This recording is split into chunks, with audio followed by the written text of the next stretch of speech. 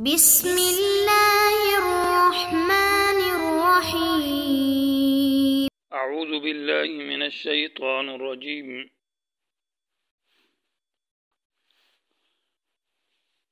فاما الذین فی قلوبهم زیغ فیتبعون ما تشابہ من ابتغاء الفتنة وابتغاء تأویلہ۔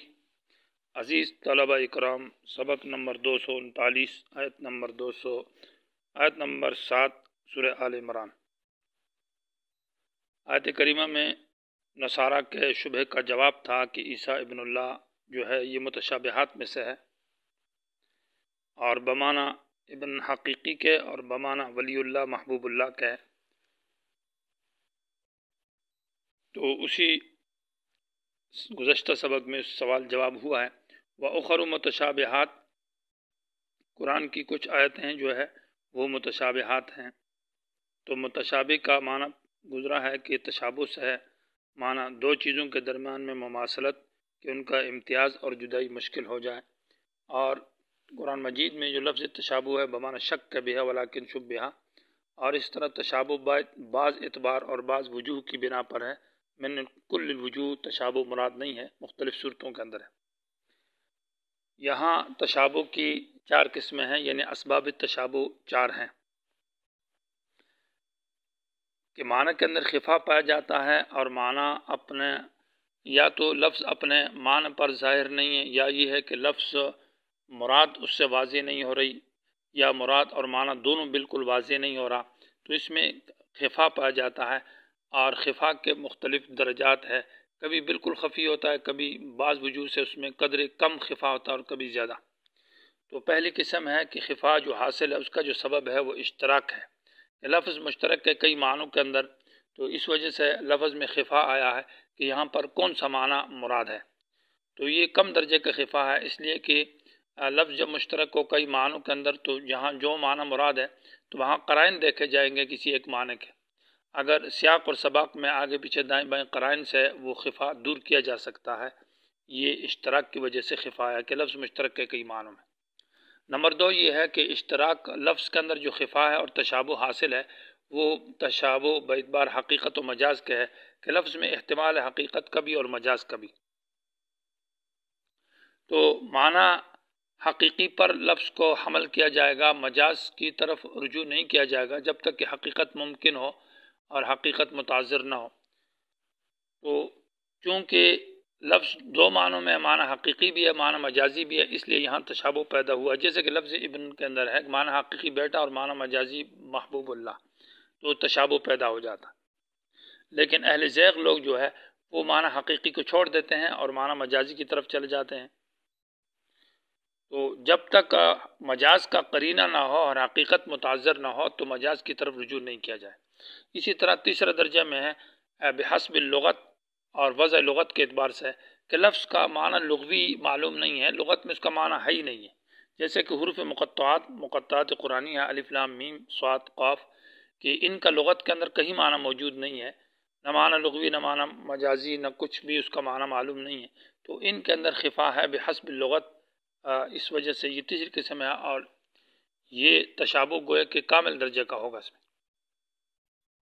چوتھی قسم ہے تشابہ باعتبار معنی تو معلوم ہے لیکن باعتبار کیفیت کے ہے، تفصیل کے ہے، کہ اس معنی لفظ کا معنی حقیقی معلوم ہے لیکن اس کی کیفیت اور اس کی تفصیل ہمیں معلوم نہیں ہے،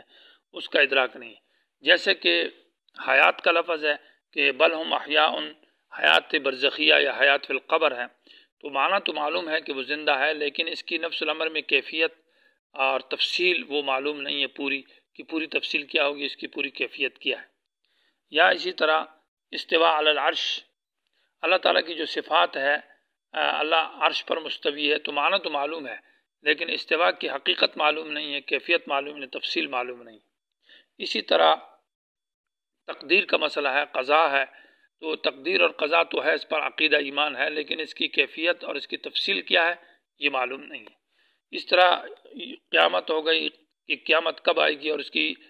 یہ تو معلوم ہے کہ قیامت آئے گی لیکن اس کی پوری تفصیل کس دن کیسے آئے گی اور کیفیت کیا ہے۔ اور میزان جو اعمال میں وزن کیا جاتا ہے یہ تو حق ہے، معنی معلوم ہے لیکن میزان کی کیفیت اور اس کی تفصیل کیا ہے، حقیقت کیا ہے، اور قیامت کے دن جزا اور سزا ہے اس کی پوری تفاصیل اور جنت کی جہنم کی یہ ہمیں معلوم نہیں ہے، کیفیت معلوم بالکل وجود نہیں ہے۔ تو یہاں اس طرح کہا جاتا ہے کہ اس کے اندر جو تشابہ ہے، صفات باری تعالی، اللہ تعالیٰ کی جو صفات ہے وہ بھی متشابہ میں داخل ہے، اس حیثیت سے کہ ان کا معنی معلوم ہے لیکن ان کی کیفیت مجہول ہے۔ تو گویا کہ پہلی قسم جو ہے اشتراک کے اعتبار سے جو تشابہ ہے، وہاں تو قرائن سے اس کو دور کیا جائے گا اور وہاں محکمات کی طرف رجوع کیا جائے گا اور محکمات سے اس تشابہ کو ختم کیا جائے گا۔ جیسے کہ اور دوسری صورت جو ہے حقیقت اور مجاز کا احتمال ہو، تو وہاں پر بھی محکمات کی طرف رجوع کیا جائے گا۔ جیسے کہ لفظ ابن اللہ، چاہیے تو یہ تھا کہ نصارہ کو کہ ابن اللہ کا معنی حقیقی نہ لیا جاتا، کیونکہ ابن اللہ کا معنی حقیقی یا متعذر ہے،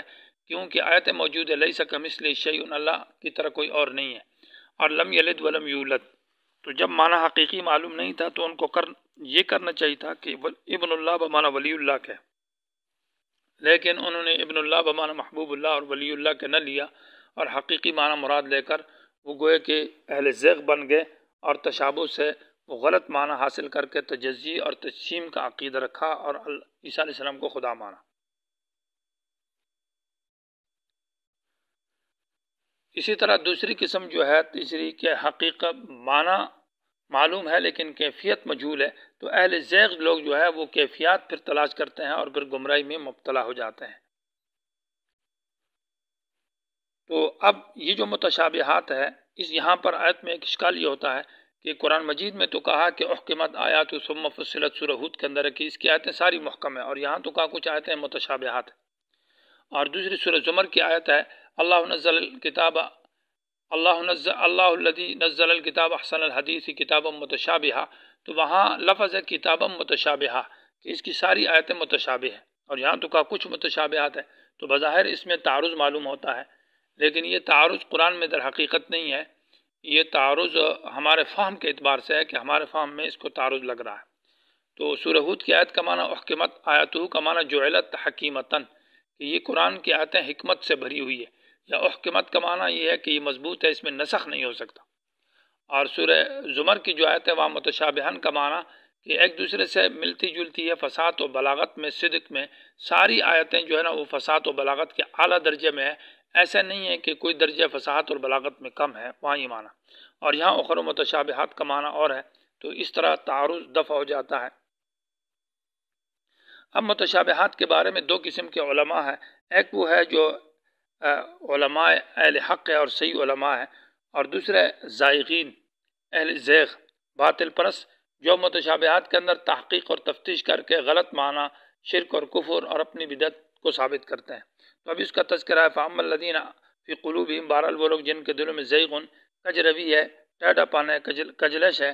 تو فَيَتَّبِعُونَ مَا تَشَابَهَ، وہ کوشش کرتے ہیں اس کی جو تشابہ ہے منہ قرآن کی آیت میں۔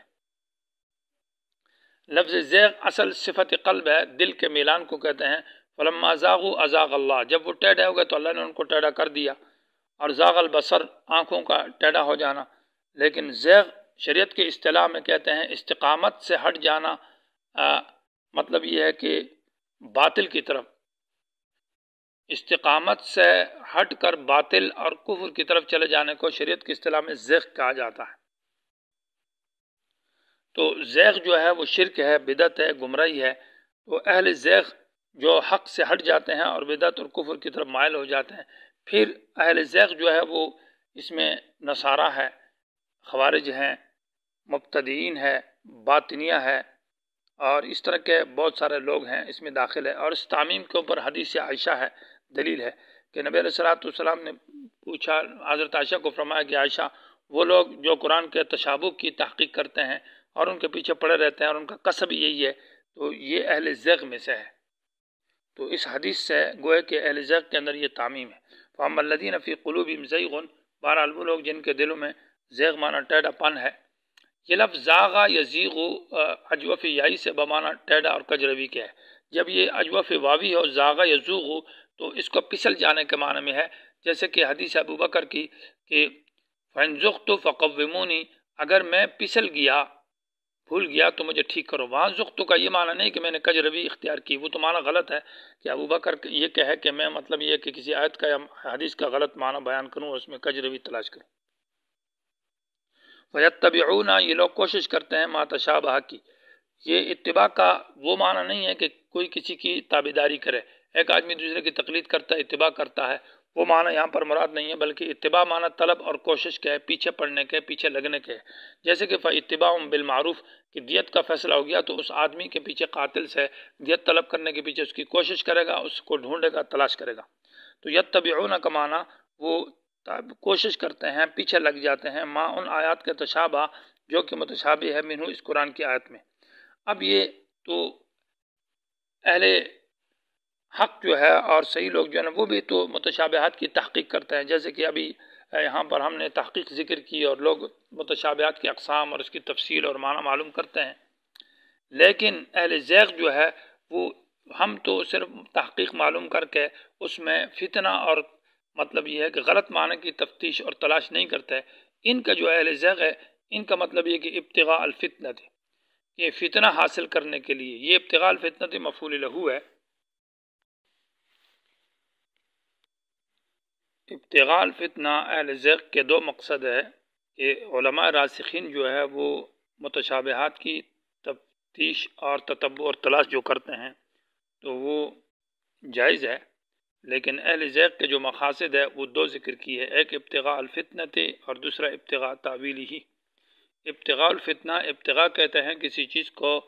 تلاش کرنا، کوشش کے ساتھ طلب کرنا، اس میں بڑی کوشش اور محنت کرنا۔ الفتنہ کا معنی ہے کہ شرک، تو شرک تلاش کرنے کے لیے اہل زیغ کوشش کرتے ہیں، اور فتنہ بمعنی فساد کے اور جھگڑے کے ہے، اور فتنہ بمعنی بدعت کے اور گمراہی کے اوپر پکا کرنے کے ہیں۔ تو یہ مختلف معنی فتنے کے، بدعات، گمراہی اور کفر۔ تو معنی یہ ہوگا کہ اہل زیغ جو ہے وہ متشابہات کی تفتیش اور تلاش اور تحقیق کرتے ہیں اور کوشش کرتے ہیں تاکہ الفتنت لوگوں میں شرک پھیلائے اور شرکیہ معنی پیدا کریں، جیسے کہ ابن اللہ سے وہ الہ اور خدائی والا معنی لے کر لوگوں کے اندر شرک پھیلا دیا۔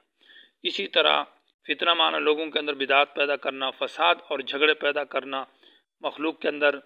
فتنے فساد کرنا، اس مقصد کے لیے اہل زیغ کا ایک مقصد یہ ہے، اور دوسرا مقصد ہے ابتغاء تعویلی۔